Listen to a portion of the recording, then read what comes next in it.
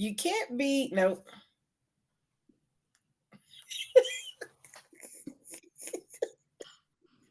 You can't be nope.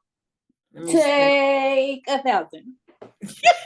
It is Okay, it's not take that. 15. It's take one. The fourth time. Take 10.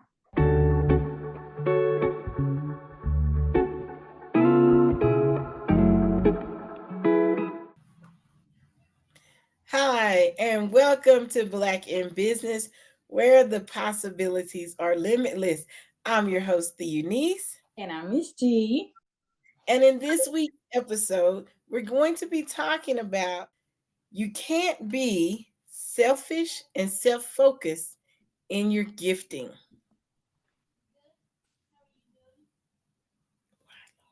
You did so good. One of the best gifts I'm learning right now is using your business to be able to bless other people. And we've kind of touched bases on this from time to time in other episodes, but it brings me a lot of joy to be able to gift someone with some part of my business, but also I get to use the gifts that are in me to benefit my customers. In, for me, I love science. I think everybody who has watched 2 episodes would know that. But I love science and I love being able to discuss products from a scientific standpoint,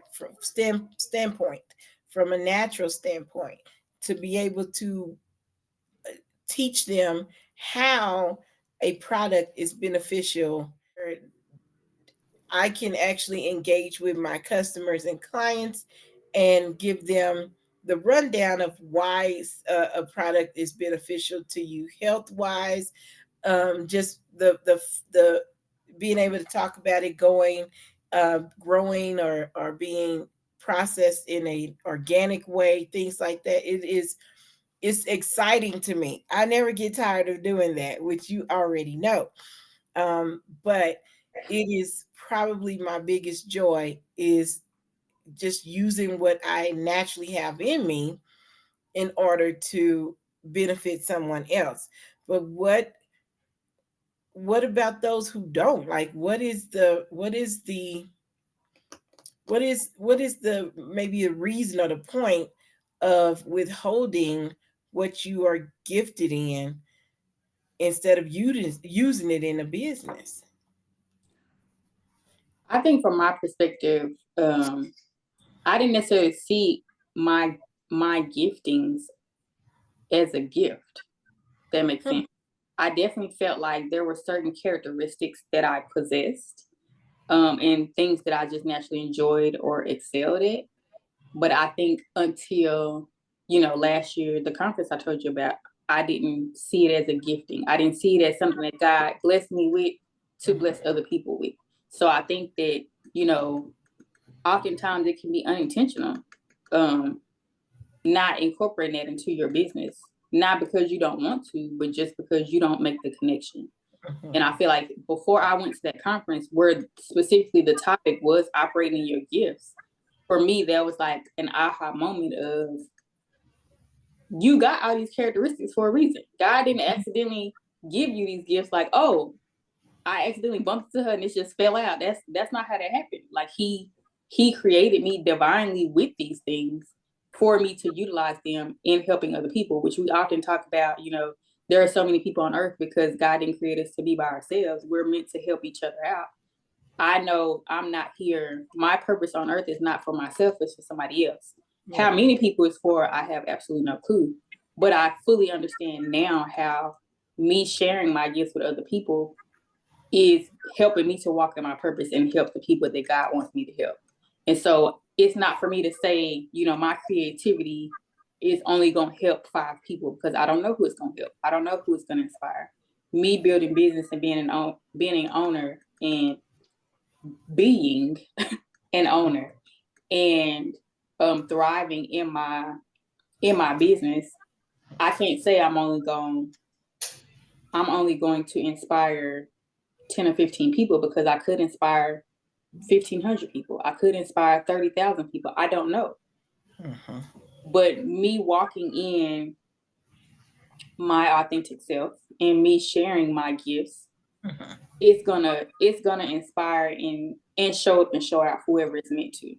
But I think that I felt like my personal, I guess, error was not realizing sooner that all these things that I've been blessed with, I can incorporate it. I can utilize these gifts to show other people our business, or to help me to get clients, or help me to add to my team. I just didn't make that connection. So I don't think it's intentional. I know for sure it wasn't intentional on my part. But I do feel like since I had that revelation, there has literally been a night and day shift. As we talked about, this week, of me being able to sit down with people in different countries. Like, clearly you're in a different country. We've already highlighted that. I just met you last year. I haven't known you for a full year.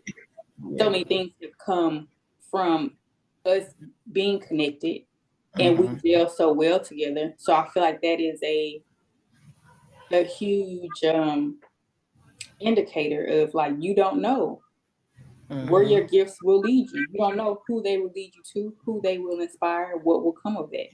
And then more recently, being able to sit down with, women that are in Nigeria, not one, but three at the moment. Yeah. So it's like, had you asked me this last January, had you asked me this, in December, I'd have been like, how am I going to meet somebody in Nigeria? But that goes to show you, operating your gifts will lead you to places you never even thought of, places that you could never even fathom, simply by you being you and operating with what God has already gifted you with. Because I've heard so many people say, you got everything that you need already inside of you. You just got to figure out the proper way to use it. And I feel like that speaks to God blessing us with gifts. He has gifted each of us with something specific. I feel like every person walking this earth has some type of talent or gifting. Absolutely. But figuring out what that is and how you can, like you said, add that to your business, how you can serve other people utilizing it. Serve others, yeah. That is I feel like that's the disconnect.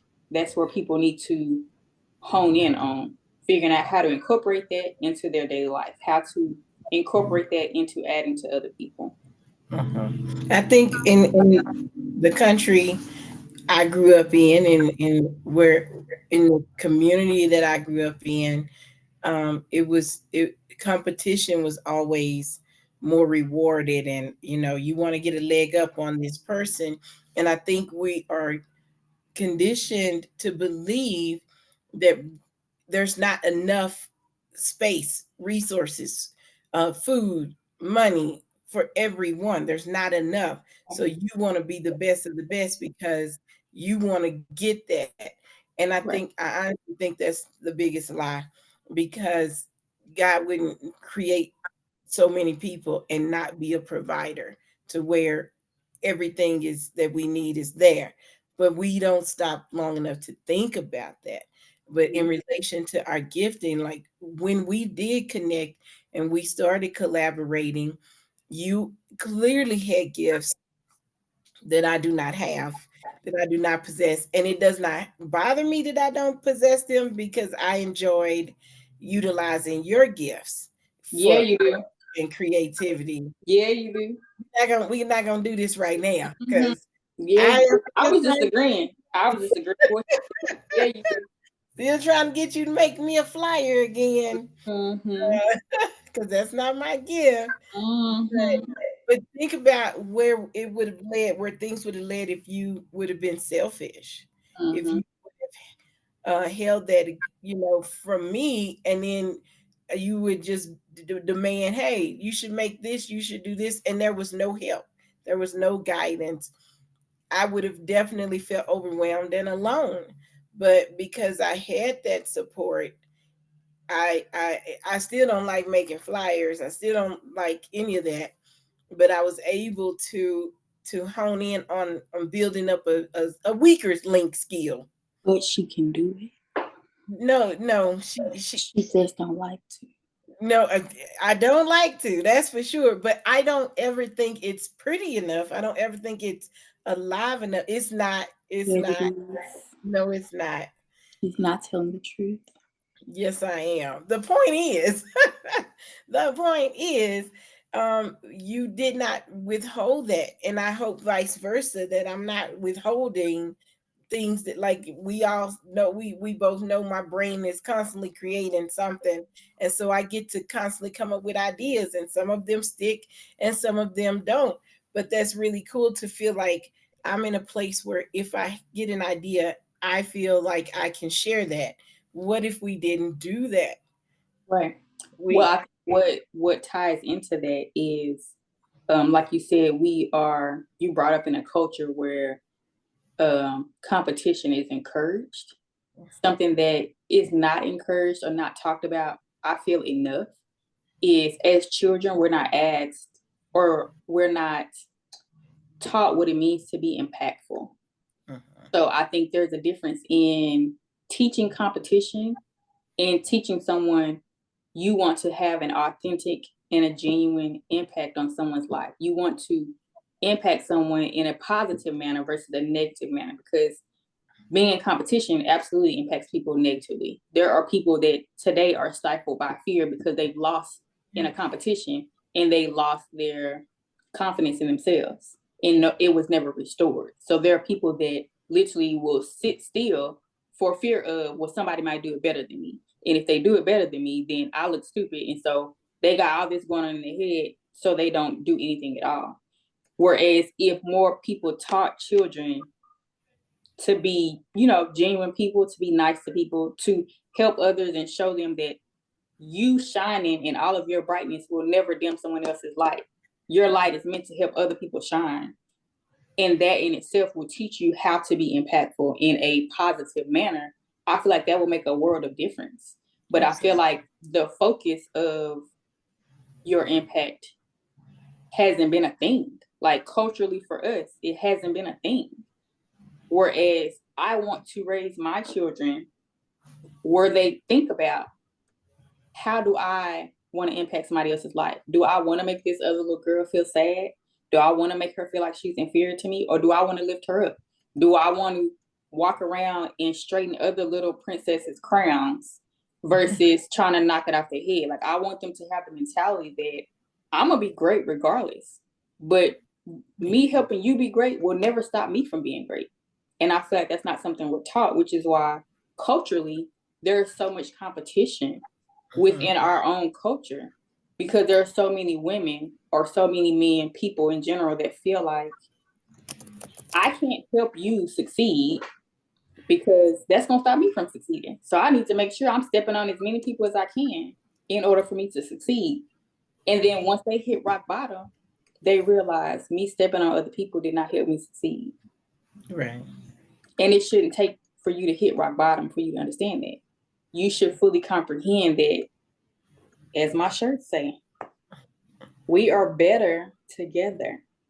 Absolutely. Because everyone has their own gifting. And you're gonna meet, or you can meet people, you can put yourself in a position to meet other people that have different giftings, and you can collaborate with them, as we always talk about, and come up with so much greatness, because your thought process is limited to just that, your thought process.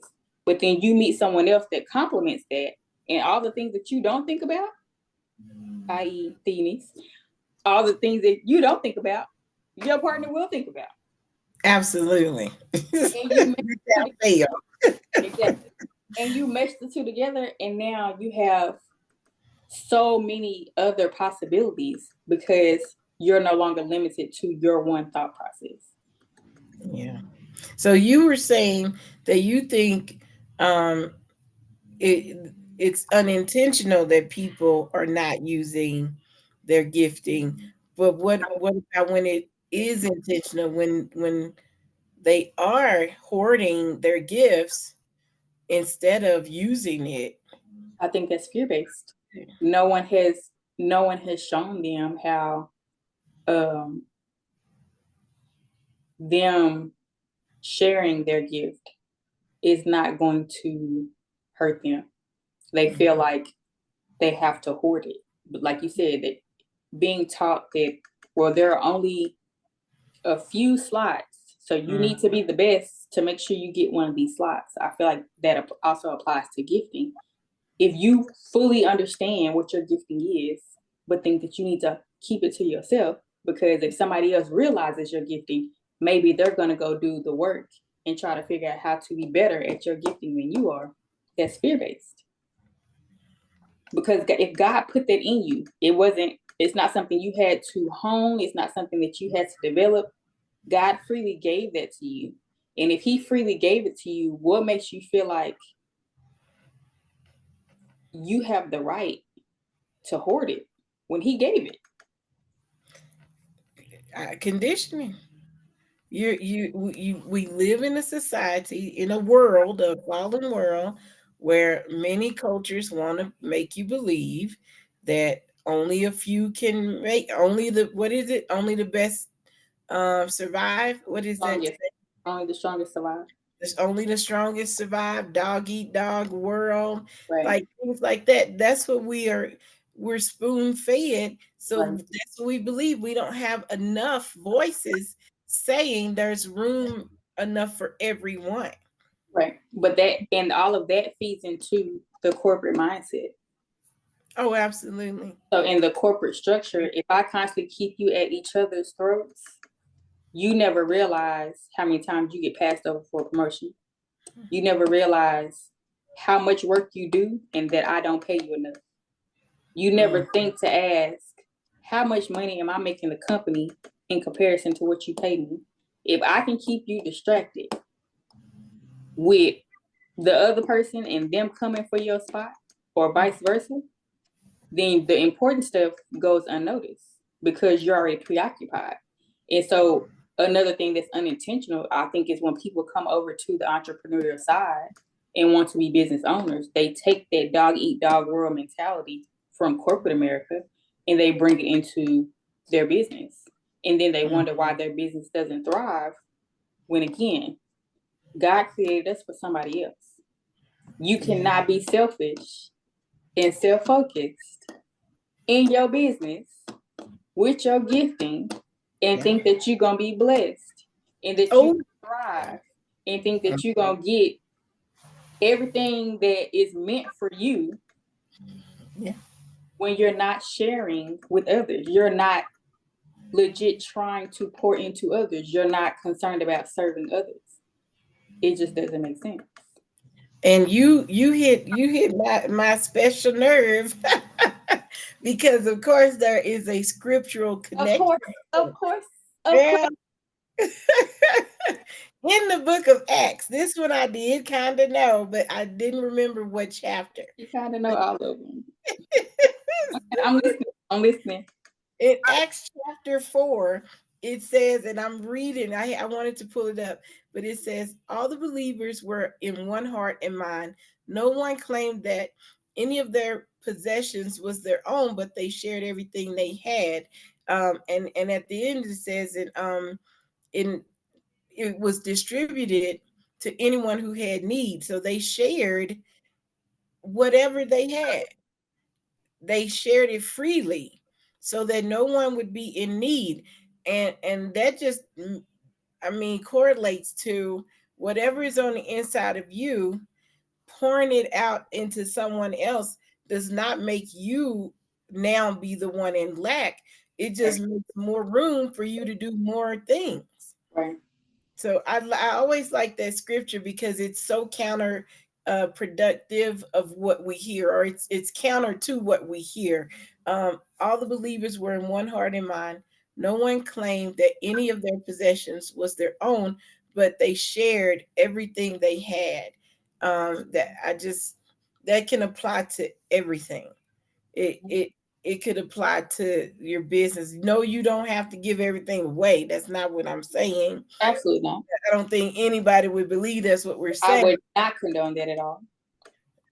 Right, because you still gotta make a living. But we are saying that when I see someone in need financially and I can help, I'm starting to take more and more joy in helping. If I see that somebody could benefit from coming into the business, we're going to reach out to them and say, hey, we have this great team. Do you want to just talk and see if you want to fit in, if you can fit into that? If it's just explaining how something works, I'm going to do that. I don't mind. But there are just I want to see a world, a society where we change that, Right. because too many people are unnecessarily hurting because we're hoarding our giftings, whatever that gifting is. Right. Love And teaching. the bigger picture is it's always so much bigger than us. Yeah. It's never just about you and your household. It's always bigger than you. And I feel like there just aren't enough people that have that thought process. There are so many people that are so focused on themselves and what they can get and how long it's gonna take and how they can live this lavish lifestyle. But Because that's what they're being sold. right, right. Sorry, but Yeah, that's true. That's what they're being sold. But it's definitely bigger. I've definitely learned, and not that I don't feel like I was ever really a selfish person because I've always been an older sibling. So I feel like you don't really have that option when you have younger siblings. But um I just know that my life and my impact, it by far surpasses my lifetime and what I can do in the years that God blesses me with. Therefore, I need to stretch that and give that as much as I can so that I am setting up my children, the next generation, and their children. And the more that I give, the more I can pour into them, the more that they can learn. You know, my ceiling will be their floor. They'll be starting from all the things that I've accomplished, all the things that I've learned. It'll already be put in them, and then they can just add on to that. They can compound it.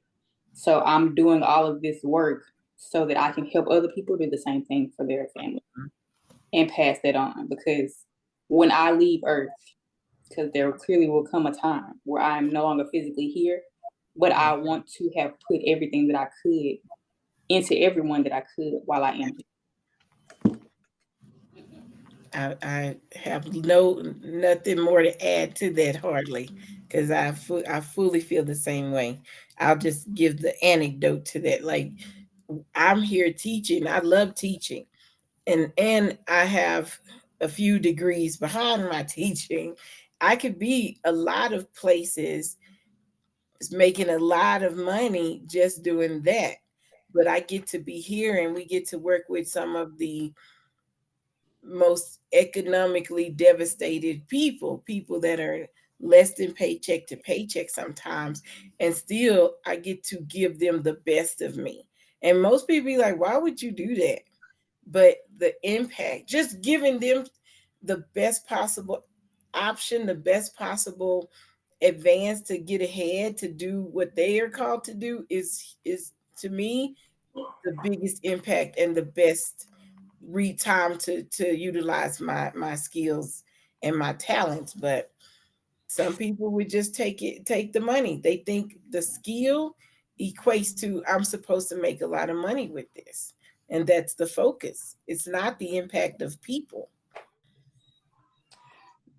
Well, we can wrap it right I was about here. to say it sounds like we can wrap it down because my children have entered and they for sure are not gonna be quiet. I already hear a tablet and one of them said they're hungry. So I already know our Um, time limit has come and gone. So on that note, if you enjoyed our conversation today and you found any of this helpful or know someone that it could help, please like, share, comment, and subscribe because we are changing lives all 2025. We want you to be a part of the conversation. As you can see at the bottom of the Niece's square, that is our email address. If you do not feel comfortable with leaving a comment, feel free to send us an email. We do respond to emails. But you're more than welcome to leave a comment as well, because we want to hear your feedback. We want to know if you enjoyed the conversation, if you have anything to interject, if there's anything that you want us to talk about, or if you found it entertaining or helpful. We want to hear all of it, all of the respectful things. I always say that because I want you to understand. Ain't nobody got time for no foolishness, okay? So please join the conversation. And with that, we will see you guys next week. And see. Good one. All right. Okay. Now let me make sure I know the title. Listen, it don't matter because you're gonna do it until you're comfortable with it. I'm gonna do it right. And it's gonna take one take. It's gonna be easy. Okay. Claim it. Claim it. Ooh, Lord Jesus. Okay.